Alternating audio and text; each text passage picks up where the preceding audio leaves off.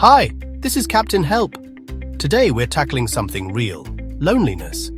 You might laugh with classmates, scroll TikTok till 2 a.m., or sit in a crowded cafe and still feel invisible, still feel like nobody really gets you. If that's you, listen carefully. You're not broken, you're not weak, you're human. And in this episode, I'll walk you through 3 steps to beat loneliness. 1. Understanding it. 2. Investing in yourself. 3. Building real connections. Stick around, because each step is like a piece of the puzzle, and by the end, you'll see your loneliness in a whole new way. Let's start with the truth. Loneliness is brutal. It can feel heavy, paralyzing, like carrying a weight no one else can see. But here's the twist. Loneliness doesn't mean you have no friends. It means there's a gap between the connections you wish for and the ones you actually have. That's why you can be at a party and still feel alone, or sit with family and still feel unseen. Here's what most people don't know. Loneliness is not your enemy. It's a signal. Just like hunger means you need food, loneliness means you need connection. And ignoring it doesn't work. Scrolling, binging, distracting yourself, the signal only gets louder. So what do? We stop fighting loneliness and start preparing ourselves for connection. Step 2. Invest in yourself. Think of yourself like a phone. When your battery is dead, no app will run. Same with you. If you're drained, anxious, or doubting yourself, connection won't click. So how do you recharge? Care for your body.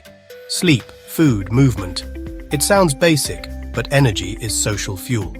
Grow your passions, music, gaming, cooking, coding. When you're alive with something you love, people notice. Work on your mindset. Replace "nobody wants me" with "I can take small steps today." Here's the secret. People don't gravitate to perfection. They gravitate to energy, to aliveness. And when you invest in yourself, you radiate that energy. That's the foundation. But let's be real. Even with a charged battery, walking into social situations can still feel scary. That's why we need something else. Simple, timeless skills that make the first steps easier. Not magic tricks, not fake confidence. Just small actions that crack the door open to connection. Almost 90 years ago, Dale Carnegie wrote, "How to Win Friends and Influence People." Old title, yes, but inside are principles that are like bridgestones from loneliness to belonging. Remember, these steps won't erase loneliness overnight, but they are the first moves that turn strangers into friends, and friends into support. Let's walk through them. Principle 1. Don't criticize, condemn, or complain. Criticism kills connection. Nobody feels close when they're attacked. Instead of, "You never help out," try, "Thanks for doing the dishes yesterday. It really helped." Appreciation builds bridges. Criticism builds walls. Principle 2. Give honest and sincere appreciation. We all crave it, and when it's real, it sticks. Tell your colleague, "You explain things so clearly." Tell your friend, "I admire how you keep pushing forward." Those words echo long after you've said them. Principle 3. Arouse an eager want. People move when they see what's in it for them. Instead of, "Come to the gym, I need company," say, "You'll feel so much more relaxed before exams."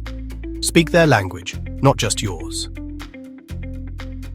Principle 4. Become genuinely interested in others. This is gold. Ask questions. Be curious. At a party, what's the best trip you've ever taken? On Discord, what games are you into right now? Genuine interest sparks genuine connection. Principle 5. Smile. Simple, universal. A real smile says, "You're safe with me." Even over Zoom, it changes everything. Principle 6. Remember names. Your name is your identity. When someone remembers it, you feel seen. Thanks for your help today, Maya. Tiny effort, huge impact. Principle 7. Be a good listener. Carnegie once spent an entire evening just listening. Later, the person said, "You're such a fascinating guy." The lesson: being heard matters more than being impressive. Principle 8. Talk in terms of their interests. If your classmate loves anime, Ask about their favorite character. If your coworker loves football, ask about the last match. Shared interests turn small talk into real talk. Principle 9. Make the other person feel important. Sincerely. This one's huge. Everyone wants to matter.